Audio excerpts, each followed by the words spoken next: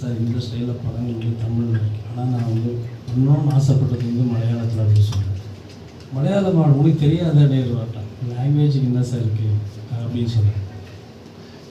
இதில் என்னென்னாக்கா ஃபஸ்ட்டு நாங்கள் டிசைட் பண்ணது என்னென்னாக்கா இந்த படத்தை வந்து எல்லாருமே புதுசாக இருக்கும், ஃப்ரெஷ்ஷாக இருக்கும். ஏன்னா எந்த சீனுமே எதுவுமே யாருடைய மைண்டில் வரக்கூடாது. ஹீரோ என்ன பண்ணுவார், எனக்கு மைண்ட் வந்து ஃபுல் அண்ட் ஃபுல் வந்து பொல்லாதவன் தனுஷ் தான் என்னுடைய மைண்டில் கேரக்டர். பொல்லாதவன் தனுஷ் மாதிரி ஒரு கேரக்டர் இல்லை, 4 கேரக்டர் உள்ள படத்தில். அதான் எனக்கு இன்ஸ்பிரேஷன் ஆக்சுவலாக. அப்போது அதுக்கு யார் ஹீரோ அப்படின்போது பார்த்தீங்கன்னா நிறைய ட்ரை பண்ணது, நிறைய பேரை பார்த்துருந்தோம். அப்போது சஜித் சார் சொன்னார், சுரேஷ் கோபி சார் சொன்னார், சார் இந்த கதைக்கு கரெக்டான ஆள் இருந்தாங்க.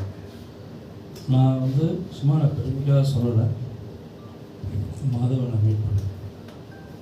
அவர் வந்து ஃபஸ்ட்டு நான் கதையை கேட்டுருக்கேன் அப்படின்னாரு. கதையை கேட்ட உடனே அவருமே அடிஷனல் எடுத்தாங்க.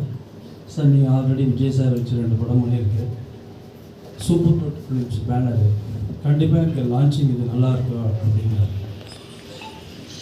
நீங்களே அவர் என்ன சொன்னார்னா என்கிட்ட வந்து, சார் எனக்கு வந்து ஆக்டிங்கில் எல்லாமே நீங்கள் இவ்வளோ எக்ஸ்பெக்ட் பண்ணிங்க தெரியாது, எனக்கு ஓரளவுக்கு நான் பண்ணுவேன்னு சொன்னார். அவ்வளோதான்.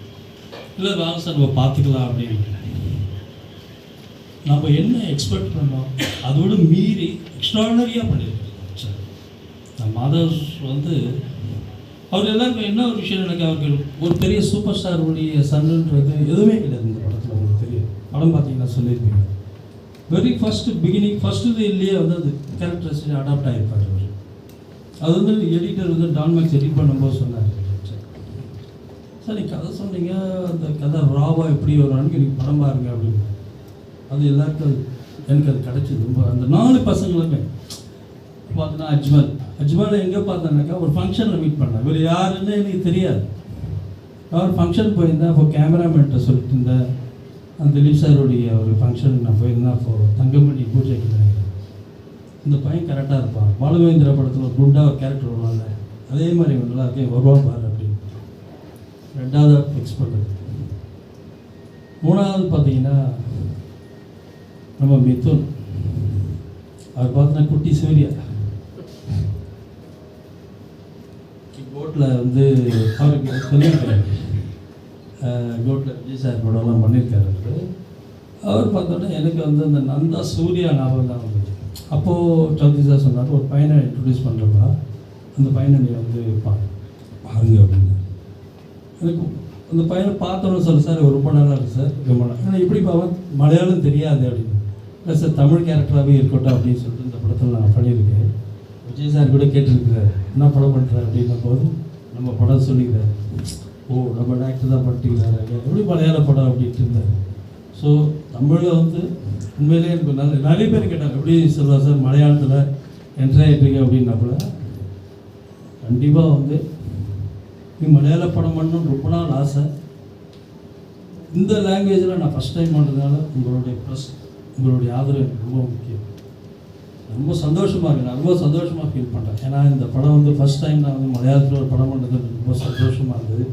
அஃப்கோர்ஸ் சுரேஷ் கோபி சார் கிட்ட கூட நான் சொன்னேன், சார் படமாக பண்ணணும். நான் சொன்ன ஒரு சீன் சொன்னேன், எப்படி இவர் நடித்தாரு எனக்கு தெரில சார், அந்த சீன் வந்து எக்ஸ்ட்ராடனரியாக ஒரு பர்ஃபார்மன்ஸ் பண்ணிப்பார் ஒரு இடத்துல இன்ட்ரோ பிளாக்கு அப்படின்னு சொன்னேன். அவர் சார் சொன்னார், நம்ம பிளட்டு கொஞ்சம் இருக்குல்ல செல்வா அப்படின்னு. ஸோ ரொம்ப ஹாப்பியாக இருக்குது நான் இப்படி ஒரு படம் நான் வந்து இங்கே பண்ணது. அதே மாதிரி என்னன்னாக்கா வந்து இந்த படம் தான் ஃபுல்லாக முடித்த உடனே யுவன் சங்கர் ராஜா நான் சொன்னேன், சார் இது மாதிரி படம் முடிச்சிட்டேன், ஒரு சாங் ஒரு கோட்டில் ரொம்ப பிஸியாக இருந்தார், என்ன பண்ணேன் ஒரு சாங் எனக்கு பாடணும், மாண்டேஜ் சாங் தான் அது பொதுவாக கேட்கல, சரி எனக்கு ஃபுல்லாக கட் பண்ணி காட்டுங்க அப்படின்னு. கட் பண்ணி காட்டணும், அதை பார்த்துட்டு இப்படின்ட்டு ஒரு சாங் கடல் போலே ஒரு சாங் பண்ணியிருப்பார், எக்ஸலண்ட்டாக பண்ணியிருப்பார். அவர் மலையாளமே தெரியாது, அஃப்கோர்ஸ் ஃபஸ்ட் டைம் பண்ணியிருப்பார். ஸோ அதே மாதிரி தேவிகா யாமி ஹீரோயின் நம்ம படத்தில் நடிச்சிருக்காங்க. எல்லாருமே ஒரு கேரக்டராக வாழ்ந்துருக்காங்க. எனக்கு எல்லாருமே கேட்டாங்க, படம் பார்த்து முடிச்ச உடனே கேட்டாங்க, எப்படி சார் மலையாள படம் பண்ணீங்க, ஒரு கேரக்டராக எல்லாமே வச்சு ஒரு கேரக்டராக வாழ்ந்துட்டு இருந்தாங்க அப்படிங்கிறது. அது நான் சொல்கிறத விட அந்த கேரக்டரை ஃபீல் பண்ணி வந்த ஆர்டிஸ்ட் தான் சொல்லணும். இதில் வந்து லேனமாவை நம்ம அக்க வேண்டியாது. பிகாஸ் லேனமா வந்து இந்த கதைக்காக வந்து எனக்கு முட்டடிச்சுட்டாங்க.